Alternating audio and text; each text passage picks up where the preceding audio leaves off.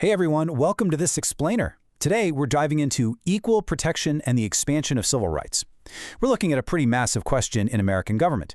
How do constitutional promises actually become reality?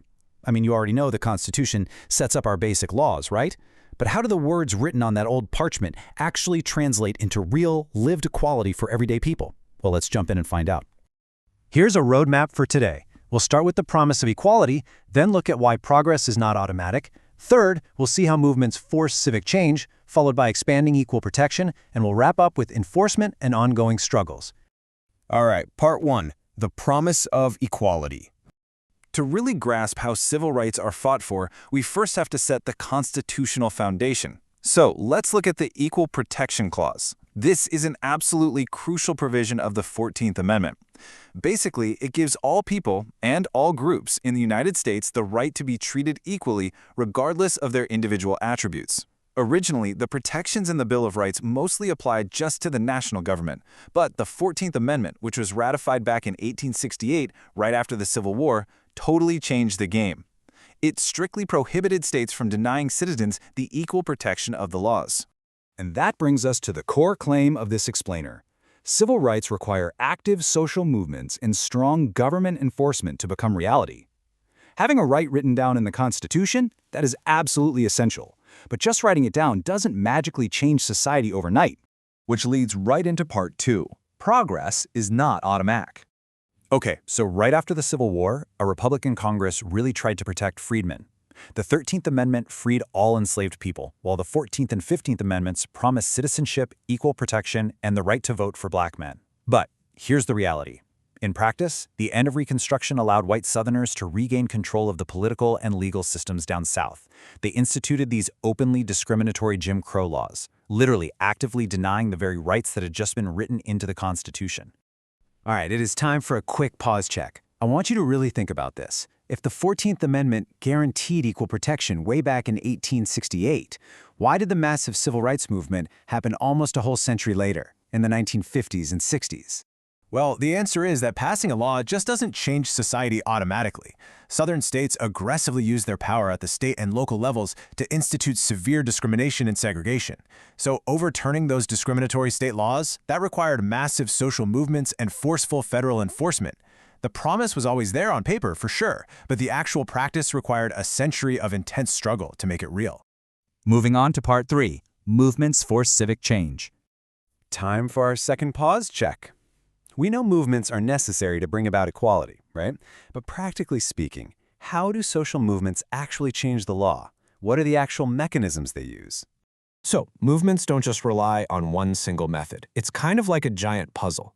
They change laws by successfully combining direct action on the ground, bringing civil rights lawsuits into the federal courts, and putting immense pressure on Congress to pass specific new legislation. African Americans regained their rights through a really powerful, multifaceted combination of these tools. I mean, they took to the streets with direct action and protests. They filed civil rights lawsuits in federal courts to directly challenge the constitutionality of Jim Crow laws. They mobilized to secure congressional acts, most notably the sweeping Civil Rights Act of 1964. And they didn't stop there. They also pressured the executive branch, which led to presidential executive orders like President Truman's mandate to desegregate the U.S. military. These are the practical, real-world tools that force civic change. Let's actually listen to this crucial quote directly from our source material. The Equal Protection Clause of the 14th Amendment gives all people and groups in the United States the right to be treated equally. That single, powerful constitutional sentence became the legal bedrock for all subsequent social movements. It provided the ultimate legal justification for citizens demanding their rights both in the courts and out in the streets. Part 4. Expanding Equal Protection. Over time, this umbrella of equal protection expanded dramatically. Let's look at a few milestones.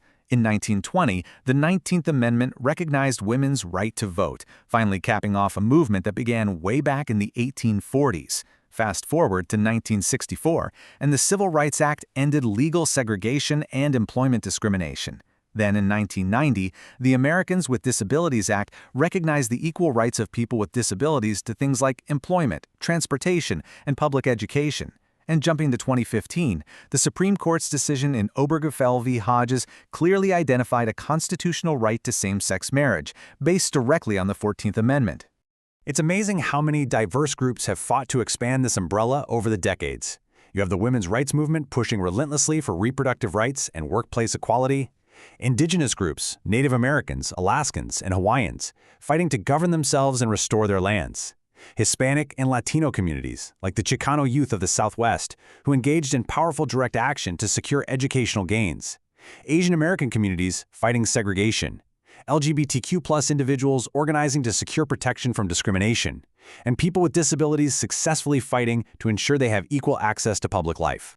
And finally, Part 5, Enforcement and Ongoing Struggles. You know, winning a right is one thing, but actually maintaining it requires constant enforcement. For example, in 1965, the Voting Rights Act prohibited states from denying voting rights based on race, and it established a pre-clearance list for states with a history of discrimination. But decades later, the Supreme Court's decision in Solbee v. Holder led to states being removed from that pre-clearance list. Following that decision, many states implemented new election laws, including photo ID requirements to vote. Now, what does this tell us? It demonstrates that the enforcement of civil rights is not just some settled event in the history books. It is very much an ongoing struggle that is continually debated and contested in our courts and legislatures right now. So the evidence absolutely proves our central claim. Number 1, the 14th Amendment promises equality. Number 2, progress is literally never automatic. And number 3, it takes active social movements, using the court systems and lobbying, combined with strict government enforcement to actually make those constitutional rights a reality. I'll leave you with this final, provocative thought so you can apply what we've learned to the future. How might a group facing inequality today use both social movements and the legal system to secure their rights? Think about the specific tools we discussed, direct action, lawsuits, and lobbying, and how they might be used to push the umbrella of the 14th Amendment even further. Thank you so much for joining me in this explainer. Keep asking those great questions, keep analyzing the evidence, and keep learning.